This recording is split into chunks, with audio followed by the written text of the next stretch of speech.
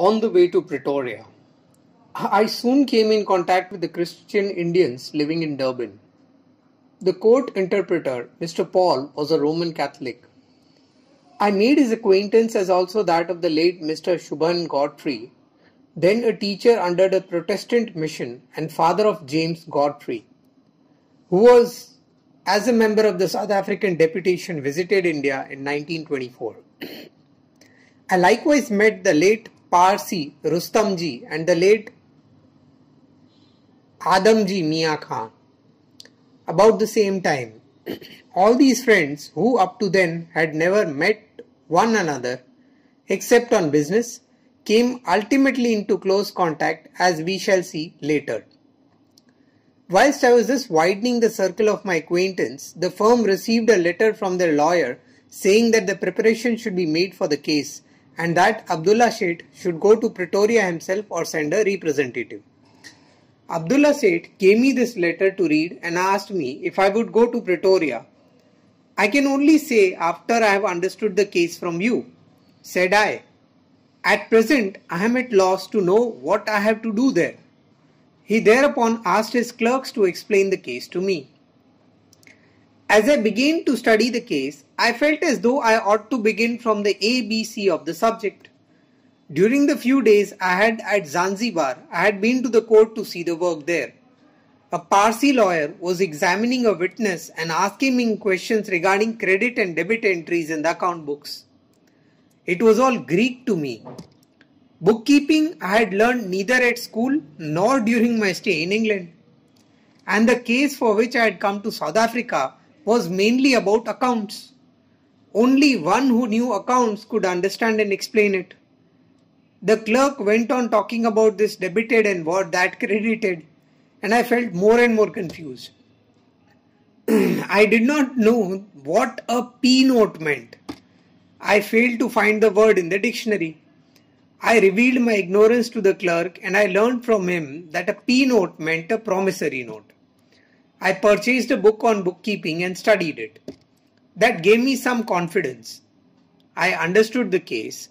I saw that Abdullah Seth, who did not know how to keep accounts, had so much practical knowledge that he could quickly solve intricacies of bookkeeping. I told him that I was prepared to go to Pretoria. Where will you put up? Asked the Seth. Wherever you want me to, I said. Then I shall write to our lawyer. He will arrange for your lodgings. I shall also write to my Memad friends, but I would not advise you to stay with them. The other party has great influence in Pretoria. Should any of them manage to read our private correspondence, it might do us harm. The more you avoid familiarity with them, the better for us.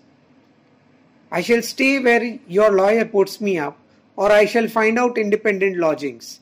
Pray don't worry. Not a soul shall know anything that is confidential between us.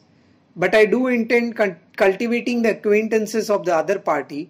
I should like to be friends with them. I would try if possible to settle the case out of court. After all, Tayyab Seth is a relative of yours. Seth Tayyab Haji Khan Muhammad was a near relative of Abdullah Seth. The mention of a probable settlement somewhat startled the Seth, I could see. But I had already been 6 or 7 days in Durban, and we now knew and understood each other. I was no longer a white elephant. So he said, yes, I see. There would be nothing better than a settlement out of court. But we are all relatives and know one another very well indeed. Tayyab Seth is not a man to consent to a settlement easily. With the slightest unwariness on our part, he could screw all sort of things out of us and do us down in the end. So please think twice before you do anything. Don't be anxious about that, I said. I need not talk to Tayyab Seth, or for that matter to anyone else about the case. I would only suggest to him to come to an understanding and so save a lot of unnecessary litigation. On the 7th or the 8th day after my arrival, I left Durban. A first-class seat was booked for me. It was usual there to pay 5 shillings extra if one needed a bedding. Abdullah Seth insisted that I should book one bedding, but out of obstinacy and pride and with a view to saving 5 shillings, I declined. Abdullah Seth warned me. Look now, said he, this is a different country from India. Thank God we have enough and to spare. Please do not stint yourself in anything that you may need. I thanked him and asked him not to be anxious. The train reached Maritzburg, the capital of Natal, at about 9 p.m. Beddings used to be provided at this station.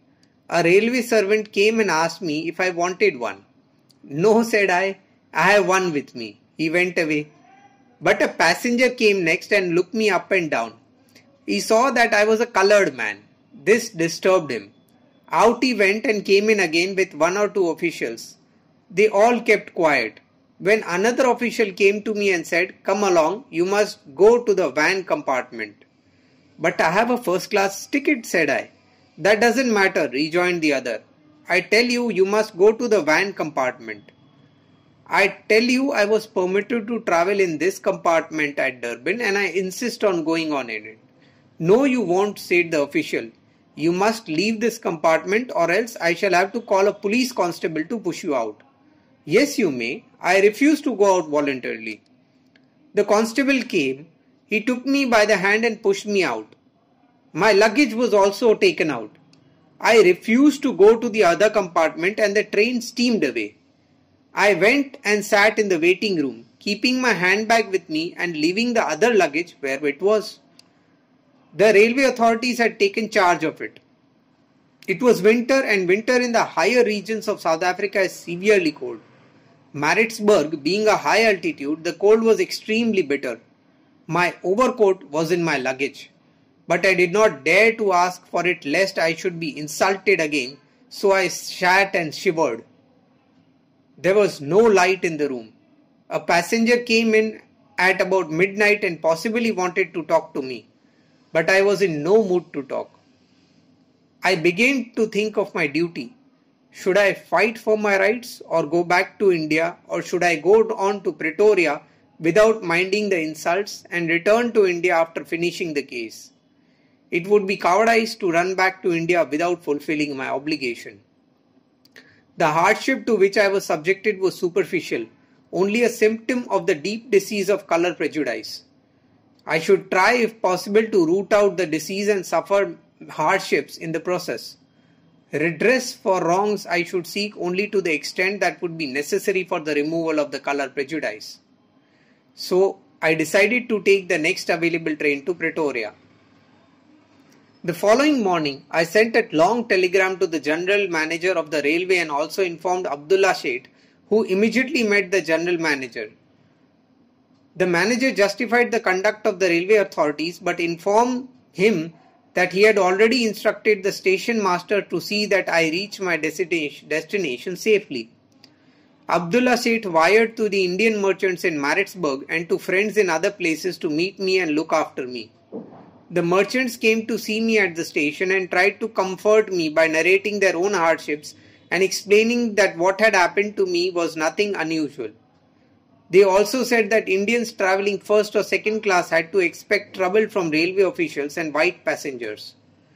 The day was thus spent in listening to these tales of woe. The evening train arrived. There was a reserved berth for me. I now purchased at Maritzburg the bedding ticket I had refused to book at Durban. The train took me to Charlestown.